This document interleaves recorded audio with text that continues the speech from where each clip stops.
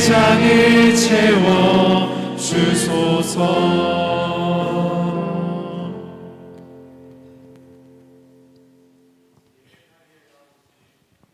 동해교회 가정 여러분, 주님의 이름으로 환영하고 축복합니다.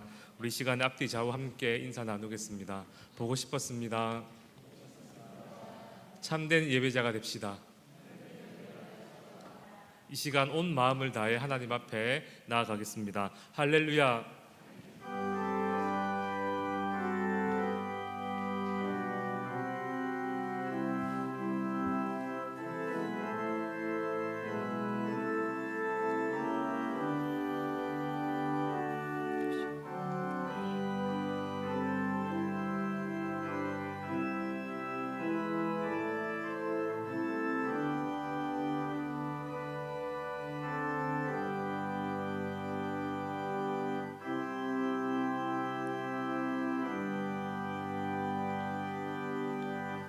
사랑과 내가 충만하신 하나님 아버지, 이번 한 주도 눈동자와 같이 지켜주시고 보호해 주셔서 이 자리에 예배 드릴 수 있도록 해주셔서 너무나 감사를 드립니다.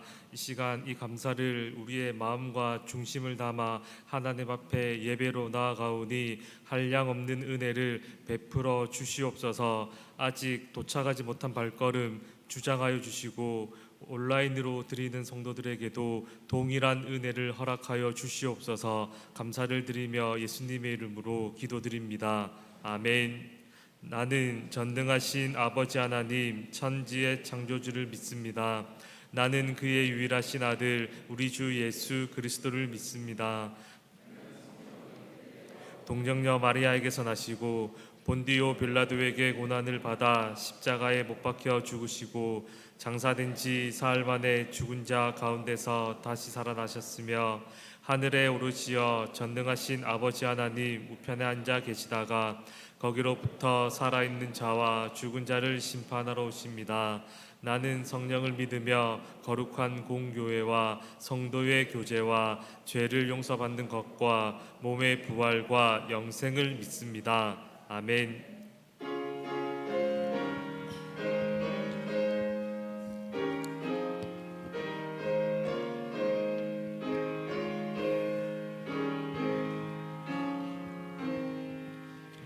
예수 우리 왕이여, 이곳에 오셔서 우리가 왕께 드리는 영광을 받아 주소서. 우리는 주님의 백성, 주님은 우리 왕이라.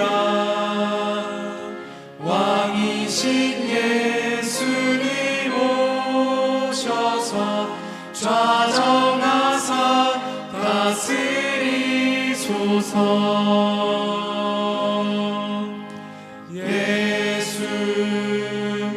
우리 주시여, 이곳에 오셔서 우리가 주께 드리는 찬양을 받아 주소서. 우리는 주님의 종들, 주님은 우리 주시라.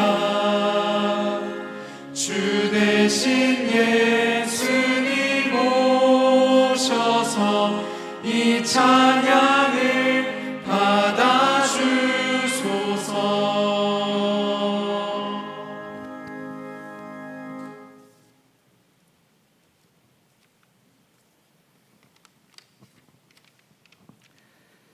거룩하시고 감사하신 하나님 아버지, 언제나 저희들의 삶 속에 함께해 주시고 한없는 은혜와 긍휼을 내려주시니 감사를 드립니다. 무더운 여름을 잘 지내게 하시고 결실의 계절을 맞아 살아계신 하나님 아버지께 예배드리게 하시니 감사를 드립니다. 이 시간 하나님 아버지께 예배할 때에 온 성도들이 영과 진리로 예배하게 하셔서 영광 돌리게 하시며 오직 주님만 바라보고 주님의 말씀을 사모하며 주님만을 기다리는 이 시간 되게 하옵소서. 각 사람의 신령을 성령으로 충만케 하시며 예배당과 온라인을 통해 가정에서 예배하는 성도들이 예수 그리스도의 이름으로 하나 되게 하셔서 온 교회가 하나님의 은혜의 보좌 앞으로 담대히 나가는 시간 되게 하옵소서. 하나님 아버지, 저희들의 삶을 되돌아볼 때에는 하나님 앞에서 너무나도 부족하고 부끄러운 부분이 많았음을 고백합니다. 하나님의 뜻에 이루려 하기보다는 자신의 욕심을 추구하며 살 때가 많았음을 고백합니다. 주님의 보혈로 용서하여 주옵소서. 하나님 아버지, 이번 주 추석 연휴가 시작됩니다. 먼 길 오고 가는 길 안전하게 지켜 주옵소서. 코로나19로 인하여 많은 불평과 어려움을 겪고 있습니다. 친척과의 만남이 쉽지 않고 자유롭게 하고 싶은 것들을 할 수 없는 상황입니다. 가장 안타까운 것은 예배당에서 모든 성도들이 함께 모여 예배할 수 없고 성도 간의 친구나 소모임을 가지지 못하고 많은 근심과 걱정을 안겨주기도 합니다. 하나님 아버지, 온 성도들의 믿음을 더욱더 굳건하게 붙들어 주시기를 간절히 원합니다. 코로나19가 하루속히 종식되도록 역사하여 주시고 모든 성도들에게 승리하는 믿음을 주셔서 담대하고도 간절하게 하나님 아버지를 바라보며 삶을 드리고 헌신하는 우리 울산 동행교회가 되게 하옵소서. 하나님 아버지, 다음 세대들이 건강하게 자라게 하시고 각 가정마다 기도하는 소리를 들어주시고 응답하시어 재워주시며 우리의 자녀들이 하나님의 말씀으로 잘 양육되고 귀한 말씀으로 자라나서 이 나라와 교회를 위해 귀하게 쓰임받을 수 있도록 축복하여 주옵소서. 오늘 말씀을 전하시는 황진선 목사님과 함께하여 주시고 말씀을 전하실 때마다 성령님께서 주관하사 듣는 저희들의 마음을 변화하는 귀한 시간 되게 하여 주옵소서. 또한 말씀으로 무장하여 믿음으로 모든 상황을 극복하게 하시고 범사에 믿음의 선한 일에 본이 되게 하시고 그리스도인으로서 참된 삶을 살아갈 수 있도록 인도하여 주옵소서. 이 예배를 위하여 수고와 봉사를 아끼지 않는 귀한 손길들이 있사오니 저들의 손길들 위에도 축복하사 하늘의 창고에 쌓이고 넘치도록 복을 허락하여 주옵소서. 찬양으로 영광 돌릴 때 기뻐 받아 주옵소서. 이 모든 것 살아서 역사하시고 우리와 함께 하시는 예수님의 이름으로 기도드립니다. 아멘.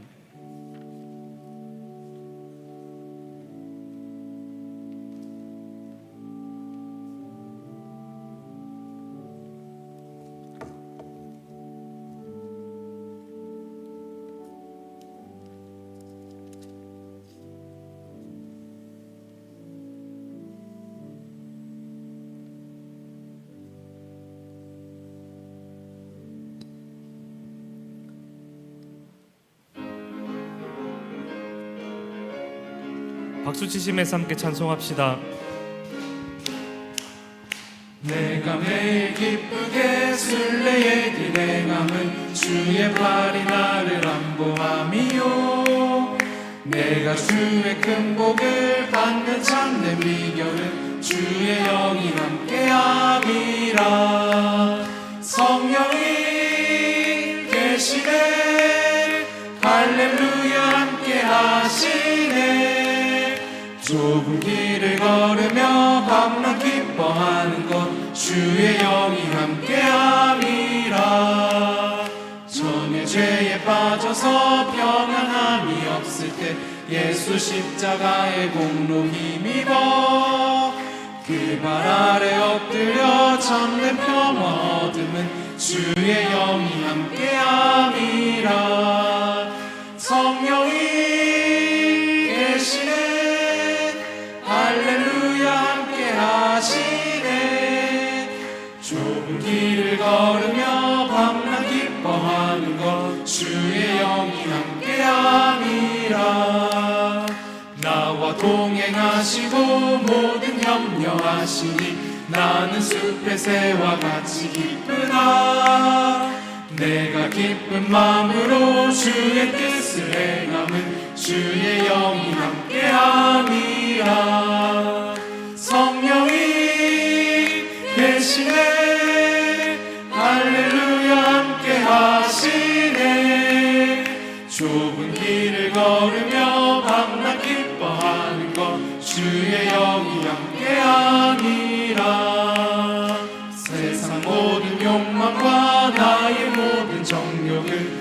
십자가에 이미 못을 박았네. 어두운 밤이 지나고 무거운 짐 벗으니 주의 영이 함께함이라. 성령이 계시네. 할렐루야 함께 하시네. 좁은 길을 걸으며 밤낮 기뻐하는 것 주의 영이 함께함이라.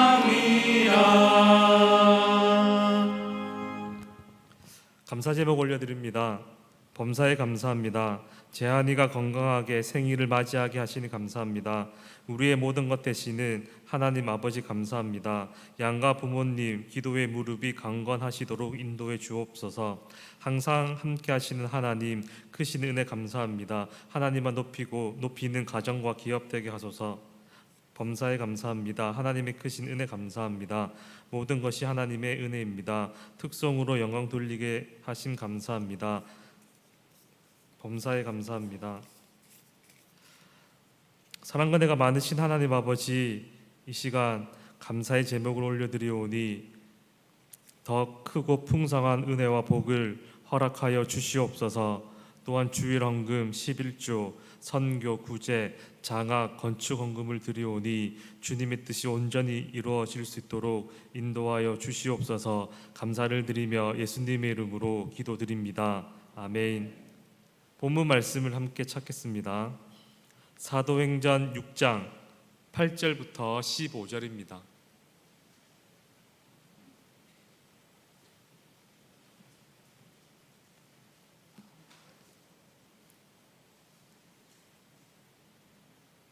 찾으셨으면 한 절씩 교독하겠습니다. 8절입니다.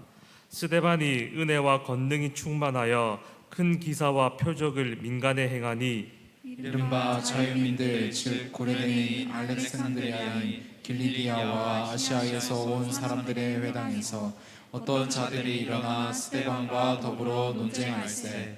스데반이 지혜와 성령으로 말함을 그들이 능히 당하지 못하여 사람들을 일깨워 말하게 하되 이 사람이 모세와 하나님을 모독하는 말을 하는 것을 우리가 들었노라 하게 하고 백성과 장로와 서기관들을 충동시켜 와서 잡아가지고 공회에 이르러 거짓 증인들을 세우니 이르되 이 사람이 이 거룩한 곳과 율법을 거슬러 말하기를 하지 아니한도다. 그의 말에 이 나사렛 예수가 이곳을 헐고 또 모세가 우리에게 전하여 준 규례를 고치겠다 함을 우리가 들었노라 하거늘 공회 중에 앉은 사람들이 다 스데반을 주목하여 보니 그 얼굴이 천사의 얼굴과 같더라. 아멘. 김동순 집사님 특송으로 하나님께 영광 올리겠습니다.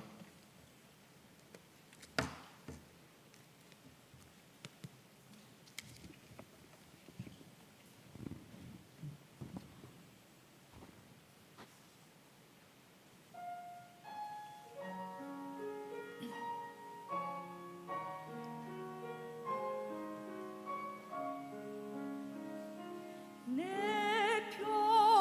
평생에 가는 길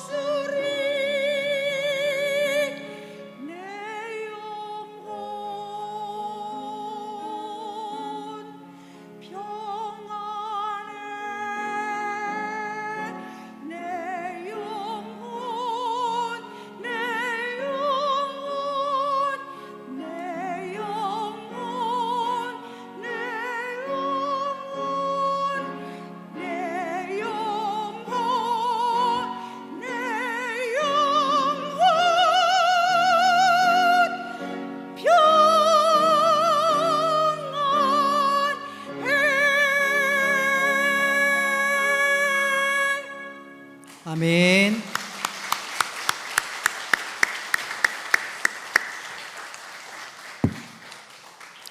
하나님께서 기쁘게 받으신 줄로 믿습니다. 예. 이 시간 우리가 다 같이 믿음의 선포를 하겠습니다. 시편 107편 20절 말씀 스크린에 또 현수막에 나와 있습니다. 그가 그의 말씀을 보내어 그들을 위험한 지경에서, 그가 그의 말씀을 보내어 나를 위험한 지경에서, 아멘. 말씀을 통해서 듣는 가운데 이런 은혜와 역사가 있기를 주님의 이름으로 축복합니다. 내일부터 명절 연휴가 시작되고 그에 따라서 오늘 혹은 내일 또 부모님 댁에 혹은 친척 댁에 방문하시는 분들이 적지 않을 건데 대부분은 기쁜 마음으로 다녀오시겠지만 또 마음에 부담을 안고 다녀오신 분도 적지 아니하실 것입니다. 오늘 말씀을 듣는 가운데 이 말씀이 여러분들에게 다시 한번 힘이 되고 위로와 한 걸음 더 나아가 도전이 되는 귀한 시간 되시기를 바랍니다. 설교 제목이 조금 어려운 것 같은데 다시 설교 제목을 좀 쉽게 표현하자면 한번 더 합시다. 천사의 얼굴을 소유하라. 이렇게 천사의 얼굴을 소유하라 그렇게 제목을 바꾸셔도 큰 차이는 없겠습니다. 우리 사회의 외모 열풍은 가히 상상을 초월합니다. 모 월간지에서 이와 관련해서 이런 말을 한 적이 있습니다. 미용, 성형수술은 21세기 신흥 종교로 떠올랐다. 많은 사람들이 얼굴에, 몸에 투자하고 또 투자하고, 우리 삶 주위에 보면 얼굴과 관련돼서 사용되는 참 말이 많습니다. 예컨대 누군가에게 부탁할 때 제 얼굴을 봐서라도 한 번만 좀 봐주세요. 혹은 실수나 잘못하면 뵐 면목이 없습니다. 얼굴을 들 수가 없습니다. 혹은 자녀나 또 부하 직원들에게 내 얼굴에 먹칠하지 말아라. 얼굴과 관련된 말이 상당히 많지요. 얼굴만 그런가요? 몸과 관련된 일화도 사건도 많이 있습니다. 관심이 많아요. 그래서 어떤 청년이 하나님께 기도하기를, 하나님 제발 제 몸에 살 좀 빼주세요. 그게 안 되걸랑 제 친구들 다 뚱뚱하게 해주세요. 사람들이 얼굴이나 몸에 관심이 참 많은 것 같습니다. 그렇다고 해서 우리가 얼굴 또 그 모습 그래서 결코 터부시할 수는 없습니다. 사실 얼굴이 살아가면서 중요할 때가 있기는 있습니다. 왜냐하면 사람의 내면이 얼굴로 다 드러나기 때문에 그런 측면에서 얼굴은 굉장히 중요합니다. 이와 관련해서 아브라함 링컨 이런 말을 한 적이 있지요. 사람이 나이 40이 되면 자기 얼굴을 책임질 수 있어야 한다. 무슨 말입니까? 내 살아온 삶의 역정들이 얼굴에 나타나기도 하지만 또한 내 내면의 모든 것들이 얼굴로 표현된다. 바로 그것이지요. 오늘 읽은 말씀 바로 얼굴에 관한 말씀입니다. 근데 오늘 이 말씀에 우리의 시선을 끄는 한 구절이 15절입니다. 우리 15절 말씀 같이 한번 읽어보겠습니다. 시작. 공회 중에 앉은 사람들이 다 스데반을 주목하여 보니 그 얼굴이 천사의 얼굴과 같더라. 아멘. 어린아이의 얼굴을 보고 천사와 같다는 말을 종종 하기는 하지만 중년의 남자를 보고 천사와 같다 그런 표현은 잘 안 하지요. 혹시 여러분 저 얼굴을 보면서 천사 같다는 말 합니까? 한 번도 들어본 적이 없고 또 해본 적도 없습니다. 이 시간 옆 사람 한번 쳐다보세요. 중년의 남자를 한번 보십시오. 천사같이 보입니까? 천사같이 보입니까? 그렇지 않지요. 더군다나 이 상황은 스데반이 천사 같은 얼굴을 할 형편이나 여건이 되지 못합니다. 오늘 말씀을 읽어보면 스데반은 회당에서 소위 성경 토론을 하고 있습니다. 스데반은 성경학자도 아니고 그의 이름이 스데반인 것 보면 정통 히브리 이름이 아니라 이방에서 외지에서 살다가 온 이름인 것을 알 수가 있습니다. 그런 스데반이 오늘 10절 말씀에 보면 지혜와 성령의 말함으로 회당에서 토론하는 사람들을 압도했다 말씀하고 있습니다. 산헤드린 공회에서 토론한 사람들이 스데반과의 토론에서 도무지 이길 수 없자 그들은 거짓 증인을 내세웠습니다. 그리고 그 내용인즉슨 13절에 보면 성전과 율법을 거스렸다. 이 제목은 당시 입장에서 보면, 상황에서 보면 돌에 맞을 중죄입니다. 특별히 14절에 보시면 예수님께서 십자가에 달려 돌아가신 주된 죄목 중에 하나가 성전을 헐라입니다. 유대인들에게 있어서 예루살렘 성전은 자신의 삶과 신앙의 정체성을 대변하는 건물입니다. 그런데 예수님께서 그 성전을 헐라는 거예요. 무슨 말이냐면 과거에 구약시대 때는 성전에 나와서 하나님을 만났는데 신약시대 때 예수님 이후로는 성전이 아니라 예수님을 통해서 하나님을 만나게 됩니다. 그러니 그 성전이 더 이상 있을 이유가 없지요. 예수님 당신이 성전이시기 때문에 내가 곧 길이요 진리요 생명이니 나로 말미암지 않고는 아버지께로 올 수가 없느니라. 그래서 성령을 헐라하는 것입니다. 나를 통해서 하나님을 만나라, 바로 그것이죠. 그래서 예수님께서는 성전을 헐라하신 것입니다. 당시 예수님의 의도를 전혀 몰랐기에 유대인들은 예수님을 결국 십자가에 못 박아 죽였습니다. 바로 그 스데반이 바로 그 예수님을 증거하고 있는 것입니다. 그 예수님을 증거하니까 그 결과는 불을 보듯 뻔합니다. 바리새인들이 스데반의 말에 귀를 틀어막고 이를 갈면서 결국 스데반을 향해서 돌을 던져 그를 죽이게 됩니다. 그것이 바로 그 구체적인 내용이 사도행전 7장에 나와 있습니다. 오늘 읽었던 사도행전 6장은 그런 분위기가 점점점 고조되어 갑니다. 아니, 사람들이 지금 스데반을 향해서 이를 갈면서 곧 죽일 태세입니다. 분위기가 굉장히 험악합니다. 그런 상황이라면 스데반 입장에서 위축이 되겠지요. 스데반 입장에서는 얼굴이 천사가 아니라 얼굴이 잿빛 같을 수도 있습니다. 그런데 오늘 읽었던 말씀 15절에 보니까 스데반의 얼굴은 천사와 같았다 말씀하고 있습니다. 중요한 것은 이 당시에 스데반이 예수 믿은 지가 1, 2년밖에 되지 않습니다. 오순절 성령 사건이 임하고 복음이 증거되면서 사람들이 예수 믿기 시작하는데 스데반이 그때 예수 믿은 것들로 우리가 추측해 본다면 그는 예수 믿은 지 1, 2년밖에 되지 않습니다. 그런데 그의 심령이 얼마나 은혜와 기쁨이 넘쳤는지 읽은 말씀에 보면 그는 얼굴이 천사와 같았다. 오늘 사도행전의 저자 누가는 이 말씀을 통해서 우리들에게 사실은 도전을 주고 있습니다.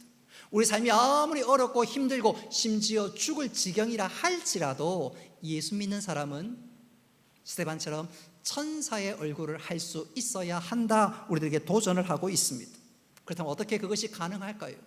특별히 코로나19 시대를 살아가는 우리, 답답하고 안타까운 문제가 많고 내 삶이 쉽게 풀리지 않는 이때, 혹 우리 가운데 명절을 앞두고 갈등이 있고 부담이 되는 이 상황 속에서 어떻게 하면 천사의 얼굴을 할 수 있느냐, 그래서 굉장히 중요한 과제와 질문이 아닐 수가 없는데 오늘 이 말씀을 통해서 스데반이 소유했던 그 천사의 얼굴 어떻게 가능했느냐, 그 이유를 깨달아 우리 역시 일상의 삶과 우리 달려갈 모든 삶의 현장에서 이런 놀라운 은혜가 있기를 주님의 이름으로 축복합니다. 어떻게 가능할까? 이 시간 세 가지로 말씀드리고자 하는데, 첫째로 스데반처럼 천사의 얼굴을 가지려면 한번 따라 합시다. 부름받은 삶을 살아야 합니다. 다른 말로 하면 소명의식을 가지고 살아야 한다, 그 말입니다. 내면 세계의 질서와 영적 성장이라는 책을 쓴 저자 고든 맥도날드 목사님, 그는 목회자요, 신학자요, 또한 IBF 총재이기도 합니다. 그가 그의 저서 책에서 우리 인간의 삶을 두 가지로 요약하면서 설명했는데, 하나는 쫓기는 삶, 또 하나는 부름받은 삶이라고 했습니다. 쫓기는 삶이란 환경을 지배하기보다는 환경에 지배받는 삶이라는 것입니다.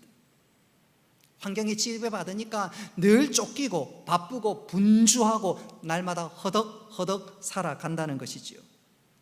일을 해도 끝이 없고 또 욕심도 끝이 없고 그래서 분주하고 바쁘고 그러다 보니까 삶에 늘 불만족이 점철됩니다. 세상에서 무엇인가 얻으려고 하는데 잡으면 또 도망가고 신기루 같은 그것들을 쫓아가면서 얻지는 못하고 누리지는 못하고 그래서 삶에 불만족이 이마에 늘 쓰여 있는데 적지 않은 현대인들이 그렇게 살아간다는 것입니다. 반대로 또 한 가지 삶이 있는데 그것은 바로 내가 왜 사는지 그것을 알고 내 삶의 이유와 소명을 깨닫고 살아가는 소위 부름받은 삶이 있다는 것입니다. 이런 사람들은 사명 혹은 소명의식을 가지고 살아갑니다. 그러니까 왜 살아가는지 삶의 방향과 이유가 분명하니까 하루하루가 보람이 있습니다. 보람이 있으니까 기쁨과 감사가 있지요. 그리고 그런 삶이 분명하니까 엉뚱한데 시간이나 에너지가 빼앗기지 않습니다.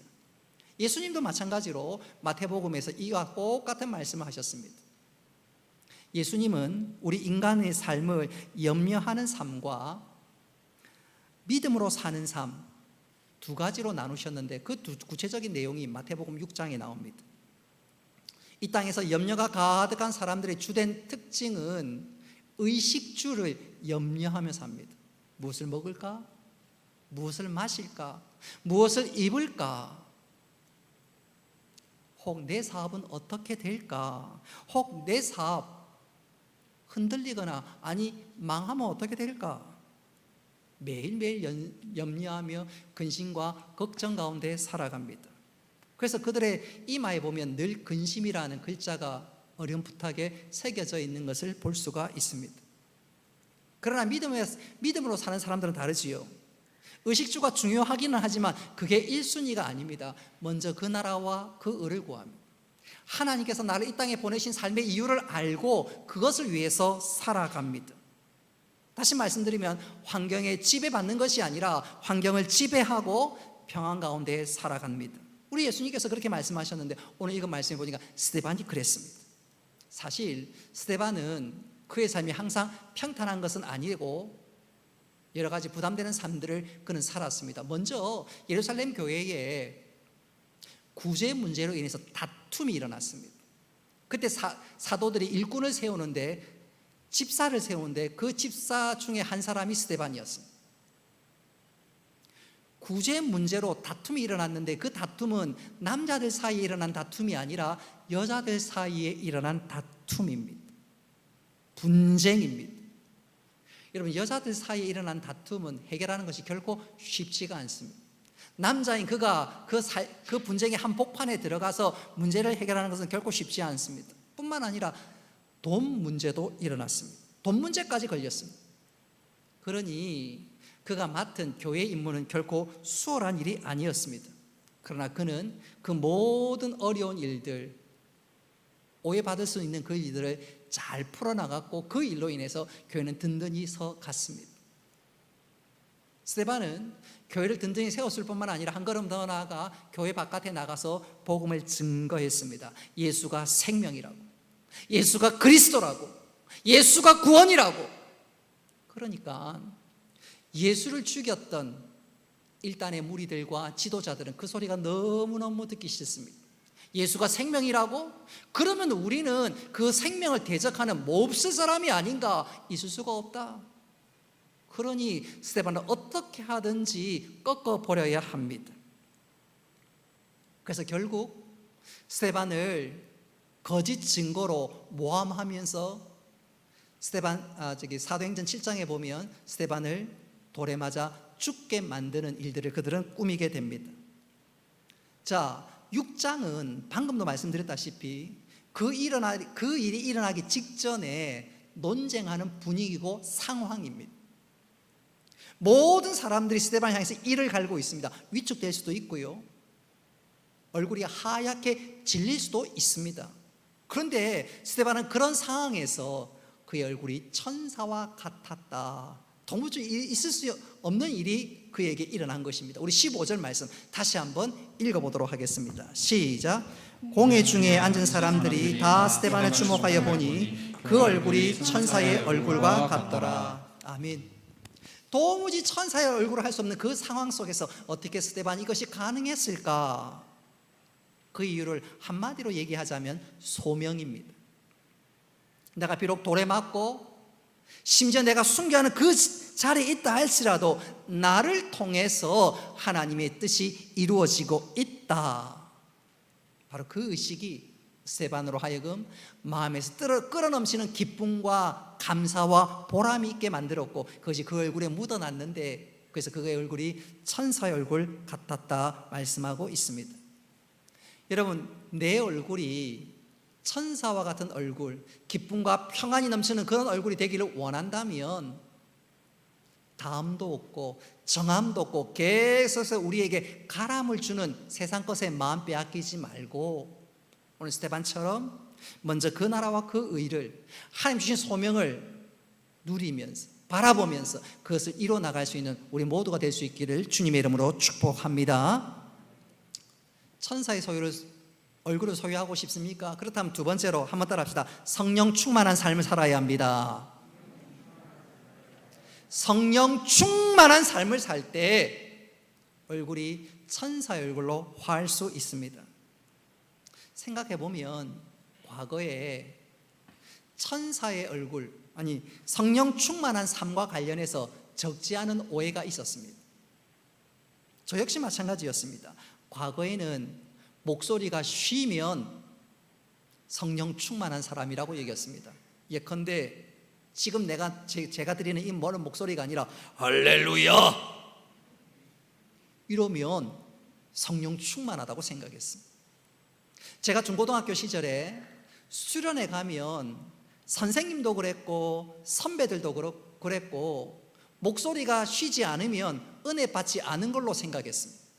그래서 첫째 날 기도하고 찬양할 때 땡깡을 지릅니다. 그리고 둘째 날 목소리가 쉬면 야, 너 은혜 받았구나. 우리가 가지는 오해 중에 하나가 목소리가 쉰 목소리 나면 쇠소리가 나면 성령 충만한 사람이라고 생각했지요.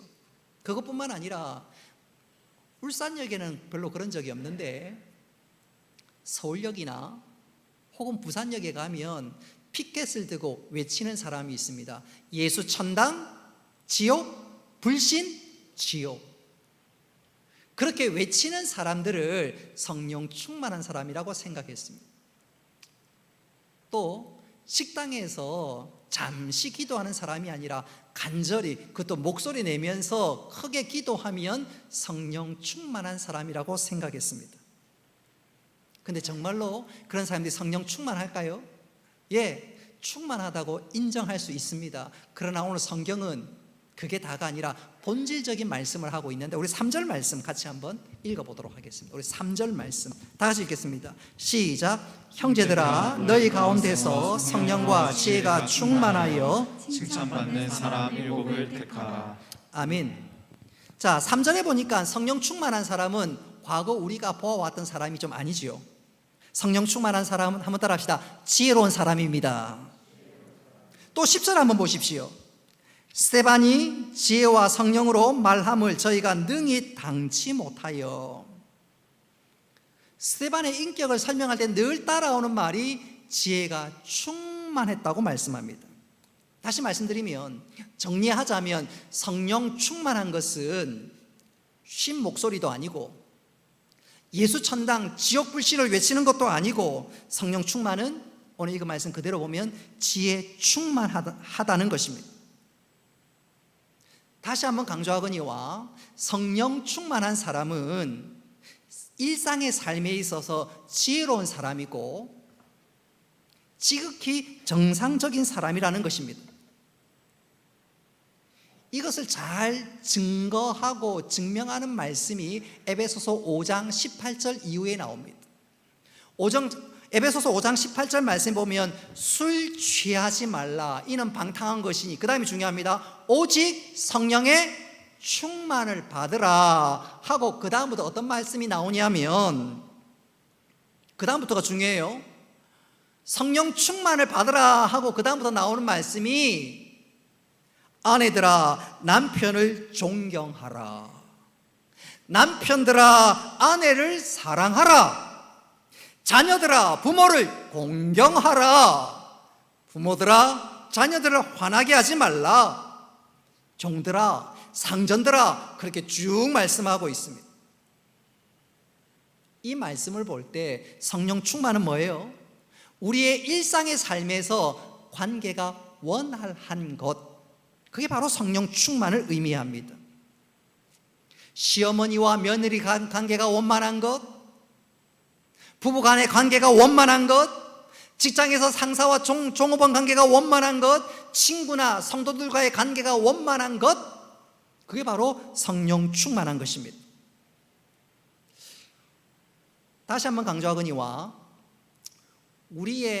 우리가 믿는 신앙에서 가장 큰 두 계명이 뭐죠? 첫째로 하나님 사랑, 두 번째는 이웃 사랑.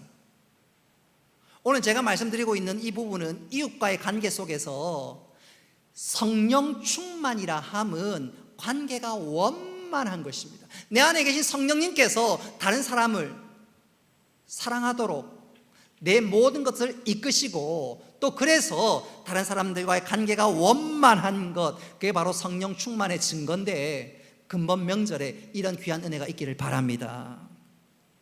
아멘을 안 하시네. 근본 명절에 이런 은혜가 있기를 바랍니다. 생각해 보면 우리가 사는 것이 가장 힘들 때가 언제냐면 관계가 틀어질 때입니다. 관계가 한번 틀어져 보십시오. 남편이 아무리 돈을 잘 벌고 사회적인 위치가 높다 할지라도요, 사는 게 아닙니다. 지옥입니다. 지옥이에요. 고부 간에 갈등이 한번 생겨 보십시오. 사는 게 아닙니다. 지옥입니다. 명절은 무슨 명절? 죽을 맛이지요. 그래서 잠언 17장 1절은 이런 말씀을 합니다. 우리 같이 한번 읽어봅시다. 시작. 마른 떡 한 조각만 있어도 화목하는 것이 제육의 집에 가득하고도 다투는 것보다 나으니라. 아멘. 성령 충만의 제1 증거는 뭐지요? 관계의 원만함입니다. 이 시간 우리 자신 한번 좀 돌아보십시오. 내가 인간관계가 원만하지 않다면 성령 충만하지 못하다는 증거입니다. 에베소서 5장 이후의 말씀 보십시오. 아내들아, 남편들아, 부모들아, 자녀들아, 종들아, 상전들아, 관계가 원만해야 한다 말씀하고 있는데, 여러분 관계가 원만함으로 내가 성령 충만한 증거를 나타낼 수 있기를 바랍니다. 근데 성령 충만은 이런 인간관계로만 다 설명할 수가 없습니다. 더 중요한 것이 있습니다. 영적인 것이지요. 바로 내 안에 있는 성령님과의 관계입니다. 아까도 말씀드렸다시피 신앙은 하나님 사랑, 이웃 사랑, 이것이 이 두 가지가 가장 중요한 계명이라고 말씀드렸는데, 방금까지는 인간관계에 대해서 말씀드렸습니다. 성령 충만의 더 중요한 관계는 성령님과의 관계입니다. 성령 충만이란 말은 내 안에 성령께서 살아 역사하시고 성령님이 내 삶의 주인 된다는 것입니다. 그래서 성령 충만이라는 것은 성령님께 순종하고 성령님께서 이끄신 대로 사는 것, 그게 바로 성령 충만입니다. 그렇게 성령님이 이끄시는 대로 순종하며 살 때 성령님께 우리들에게 은혜를 주시는데, 선물을 주시는데, 그게 바로 기쁨과 평안인 줄 믿으시기를 바랍니다. 저는 이것을 이렇게 한번 강조하고 싶어요. 혹시 여러분 코리텐 붐이라는 사람의 이름을 들어본 적이 있나요? 이분은 유대인입니다. 2차 세계대전 당시에 나치에 의해서 수용소에 끌려갔고, 그래서 모진 학대와 모멸감과 어려움을 겪었습니다. 그 수용소에서 가장 큰 아픔과 상처는 그의 언니가 독일군에게 총살을 당하는 그 현장을 목격한 일이었습니다. 나중에 2차 세계대전이 끝나고 하나님께서 이 여인을 특별한 은혜를 부어주셔서 부흥의 전 세계를 다니면서 부흥회를 인도하는 귀한 주의 종이 되었습니다. 한 번은 독일에서 부흥회를 인도하는데, 소위 간증 집회를 인도하는데 많은 사람들이 몰려왔습니다. 그도 그럴 것이 독일이 전쟁에서 망하고 나니까 이 사람들 마음에 허한 마음도 있고 가란 심령이 있고, 그래서 사람들이 교회로 몰리고 또 몰려왔습니다. 한 번은 어느 지역에서 집회를 인도하는데 깜짝 놀랐습니다. 집회를 마치고 나오는 성도들을 인사하는데 저 앞에 바로 자기 언니를 총으로 쏴 죽였던 바로 그 군인이 있는 것이 아니겠어요? 근데 그 군인은 자기가 코리붐된 여사를 알지 못했습니다. 자기는 단순히 집회에서 은혜 받고 그 은혜 받은 것에 대해서 감사하기 위해서 인사하러 나왔는데, 한 걸음 한 걸음 다가오는 그 순간 코리붐된 여사는 도무지 그것을 받아들일 수가 없습니다. 그 순간의 일을 일기에 이렇게 적었습니다. 하나님 안 됩니다. 하나님 안 됩니다. 저 인간만큼은 제가 악수할 수도 없고 용서할 수도 없습니다. 여러분 그렇지 않겠습니까? 도무지 못하겠다고. 근데 마음 저 깊은 곳에서 성령님께서 말씀합니다. 얘야 용서해라. 성령님 나 용서 못해요. 그자 성령님께서 다시 한번 강권해서 그녀에게 이렇게 말합니다. 내가 지금 너에게 요구하는 것은 네가 용서할 수 있는가 없는가 그것을 묻는 것이 아니라 용서하라는 것이야. 고리붐된 여사가 그 주님의 말씀이 명령인 줄 깨닫고 그 사람이 그 앞에 도착했을 때 머뭇머뭇거리는 손을 내밀었습니다. 악수를 했습니다. 그리고 그를 껴안아 주었습니다. 바로 그때였습니다. 도무지 용서할 수 없었던 그 마음이 마치 봄눈 녹듯이 깨끗이 녹아버렸습니다. 상상할 수 없는 일이 일어난 거지요. 성령님께 순종하니까 성령님께서 한량없는 은혜를 부어주셨습니다. 할렐루야. 그날 그 일을 경험하면서 그는 일기에 이렇게 기록했습니다. 순종이 중요하다. 용서할 수 있느냐 없느냐가 중요한 것이 아니라 순종의 삶이 우리를 성령 충만하게 할 수 있다. 사랑하는 성도 여러분, 살아가면서 무엇이 여러분을 불편하게 만듭니까? 특별히 명절을 앞두고 무엇이 여러분들을 짓누르십니까? 어떤 상황, 어떤 문제, 어떤 일을 겪는다 할지라도 성령님께 순종할 수 있기를 바랍니다. 성령님께 순종하면 성령님께서 우리로서는 할 수 없는 은혜를 베풀어 주시고 우리에게 평안과 기쁨과 감사와 보람을 허락해 주실 것인데, 그런 은혜를 받아 누릴 수 있기를 바랍니다. 그래서 우리 삶에 내 얼굴에 천사의 얼굴이 화할 수 있기를 주님의 이름으로 축복합니다. 마지막 세 번째로 우리가 천사의 얼굴을 소유하기 위해서 한번 따라 합시다. 은혜에 잠긴 생활을 해야 합니다. 은혜에 잠긴 생활을 해야 합니다. 이와 관련해서 중요한 말씀이 8절 상반절에 나옵니다. 8절 상반절 같이 한번 읽어봅시다. 시작. 스데반이 은혜와 권능이 충만하여. 여기서 우리가 주목해야 될 단어가 충만하다는 말입니다. 충만이라는 말은 말 그대로 흘러 넘친다는 것입니다. 마치 빈 컵에 주전자에 물을 부어서 그 컵에 물이 계속해서 흘러 넘치는 것처럼 충만하여, 이 말은 흘러 넘친다는 뜻입니다. 스데반은 정말로 흘러 넘치는 사람이었어요. 흘러 넘치는 사람. 오늘 본문에 보면 그에게는 5가지가 흘러 넘쳤습니다. 3절에 보면 성령과 지혜가 흘러 넘쳤습니다. 5절에 보니까 믿음이 흘러 넘쳤습니다. 8절에 보니까 권능이 흘러 넘쳤습니다. 그리고 오늘 우리가 주목해야 될 것은 8절에 그에게는 은혜가 흘러 넘쳤습니다. 우리가 주목해야 될 게 바로 이것입니다. 우리 모두는 하나님의 은혜에 대해서 알기는 압니다. 근데 문제는 그 은혜가 충만하게 흘러 넘치는 것이 아니라 그 하나님 은혜가 내 심령에서 겨우 졸졸 흘러넘치고 흐르는 것이 문제입니다. 오늘 본문의 스데반 보십시오. 하나님 은혜가 쫄쫄쫄쫄이 아닙니다. 강같이 흘러넘치고 있습니다. 그의 삶의 은혜가 충만했습니다. 이게 중요합니다. 이게 중요해요. 저는 이 부분을 좀 강조하고 싶은데, 우리 모든 인생치고 상처가 없는 사람은 아무도 없습니다. 우리 가운데, 지금 여기 앉아있는 여러분 가운데 나는 상처 없어요 그렇게 얘기할 사람 누가 있나요? 아무도 없어요. 다 이 모양 저 모양으로 상처 다 가지고 살아갑니다.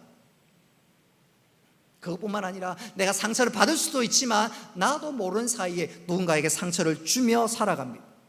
분명한 것은 상처받은 심령들은 얼굴에 기쁨이 없습니다. 얼굴이 어둡습니다. 기쁨과 평안을 이 상처가 빼앗아가 버립니다. 그럼 무엇으로 그 상처를 치유할 수 있을까요?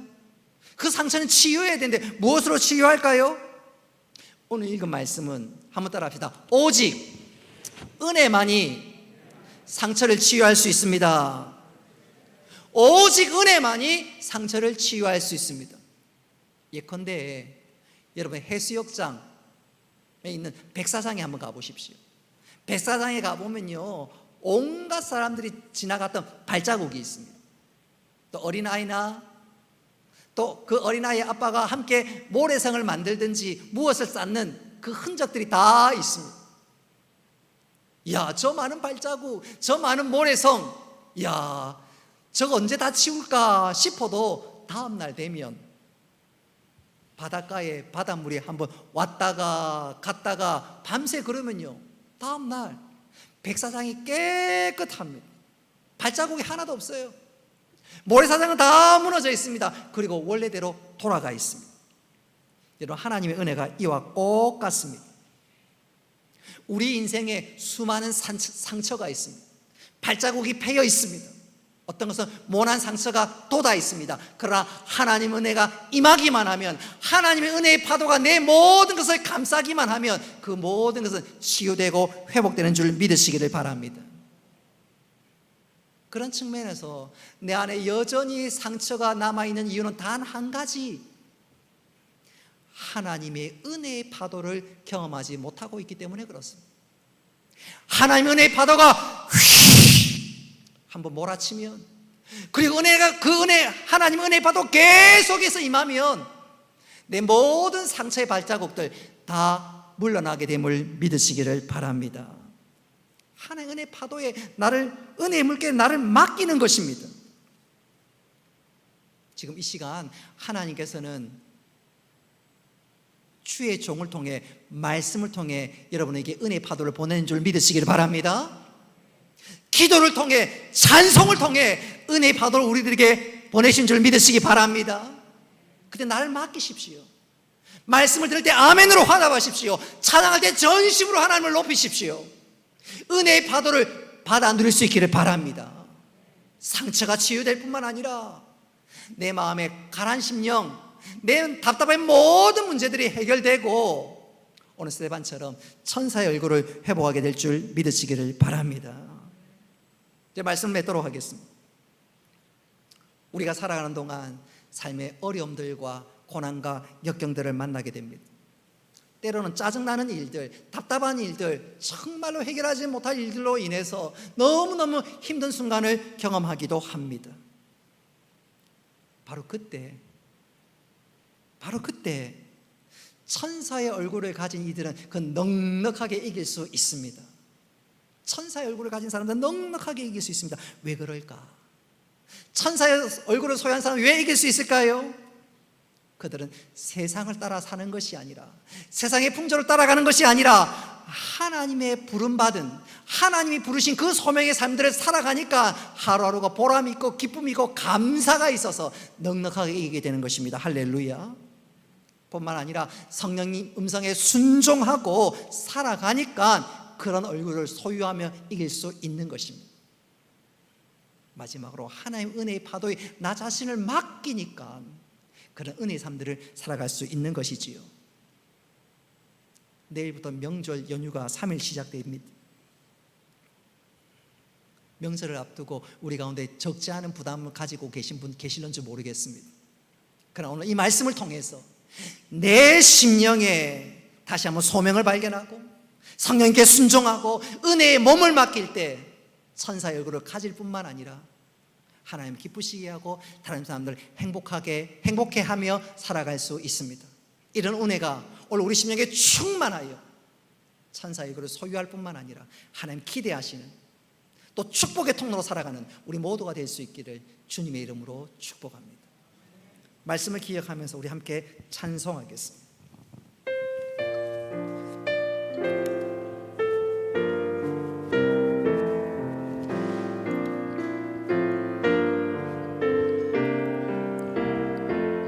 주 예수님 내 맘에 오사 날 붙들어 주시고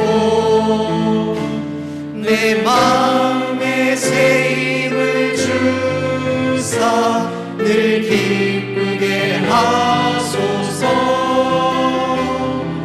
사랑의 주 사랑의 주 내 마음속에 찾아오사 내 모든 죄 사하시고 내 상함만 보시소서. 주 예수님 내 맘에 오사 내 손 다하시고 내 무거운 짐 맡아주사 참 평안을 주 4절입니다. 주 예수님 내 맘에 오사 내 길 인도하시고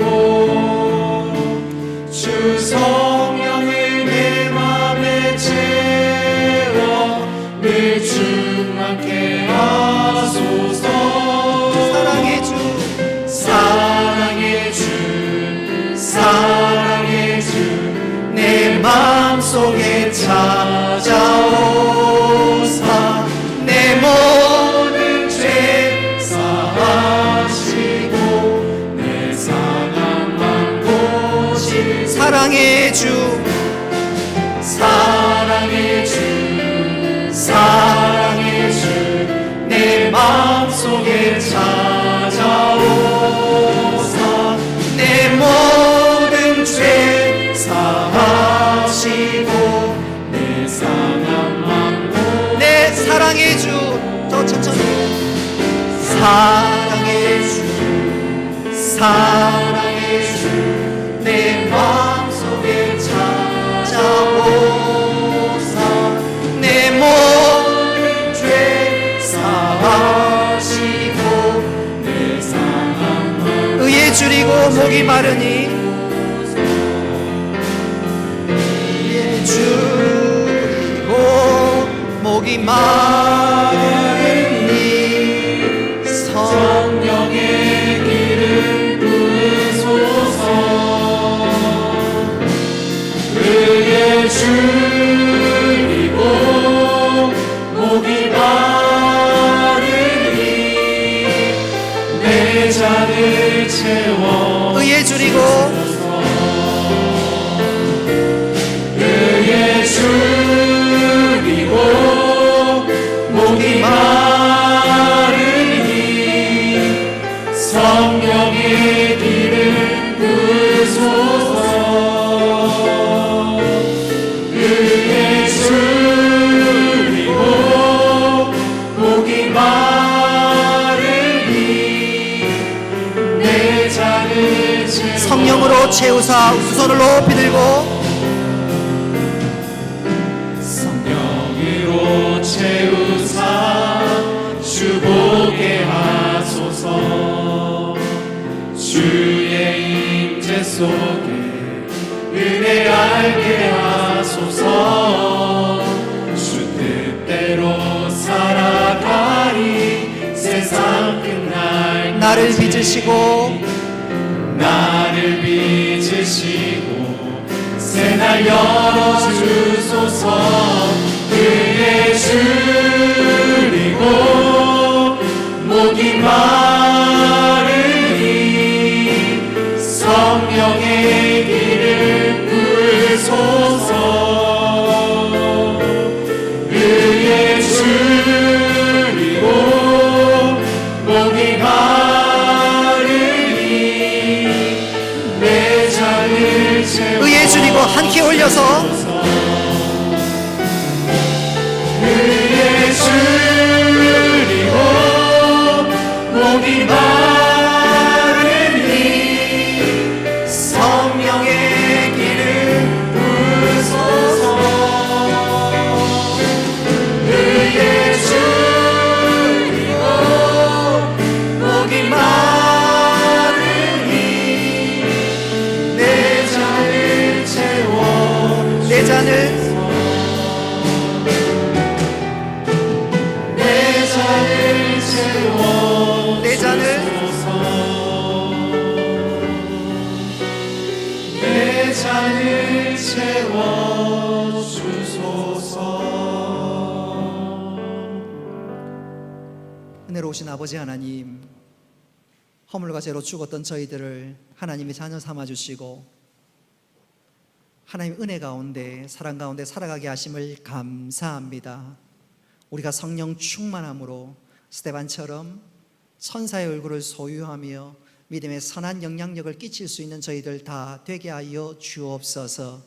성령 충만함으로 내 앞에 있는 여러 가지 문제들 넉넉히 이길 뿐만 아니라 또 성령님께서 우리에게 은혜 충만함을 허락하심으로 내 안에 있는 모든 상처들이 다 씻겨져 가고 천사의 얼굴을 소유할 뿐만 아니라 믿음의 선한 영향력을 끼쳐나가는 저희들 다 되어줄 수 있도록 주여 도와주옵소서. 다시 한번 우리들에게 은혜 주셔서 인간관계의 모든 꼬인 문제들이 해결되게 하시고 이제는 하나님이 기대하시는 그대로 축복의 통로로 살아갈 수 있는 저희들 다 되게 하여 주옵소서. 주께서 다시 한번 저희들을 붙들어 주시고 은혜 다하여 줄 줄 믿사오며 예수님의 이름으로 기도드리옵나이다. 아멘.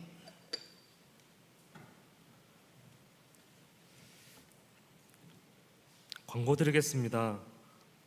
가정예배 교환이 준비되어 있습니다. 별지를 참고하여 주시기를 바랍니다. 명절, 추석 연휴가 이어집니다. 제사 금지와 관련된 내용이 교회 요람 77페이지에 나와 있습니다. 참고해 주시기를 바랍니다. 성경 읽기가 계속해서 진행되고 있고 총 318도입니다. 구역장 권찰 모임 이번 주는 쉬겠습니다. 기관별로 다음 주에 기관별로 원래를 갖도록 하겠습니다. 다 같이 일어나셔서 송령하겠습니다.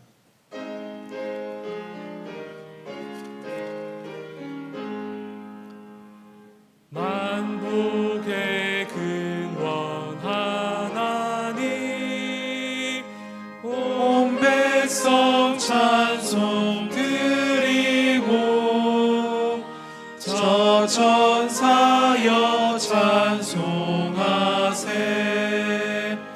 찬송 성부 성자 성령 아멘.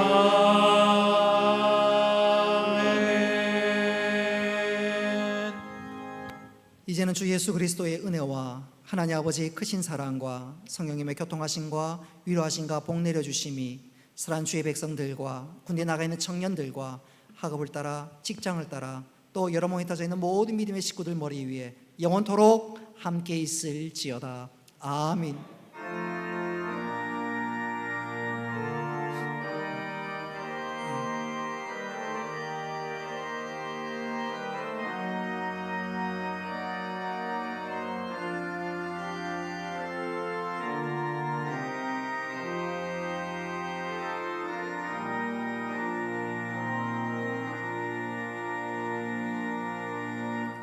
예, 마쳤습니다. 우리 앞뒤 좌우로 사랑하는 형제 자매들에게 축복송 축복하도록 하겠습니다.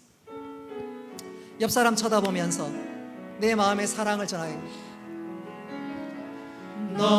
너는 시냇가에 심은 옆 사람 쳐다보면서 하나님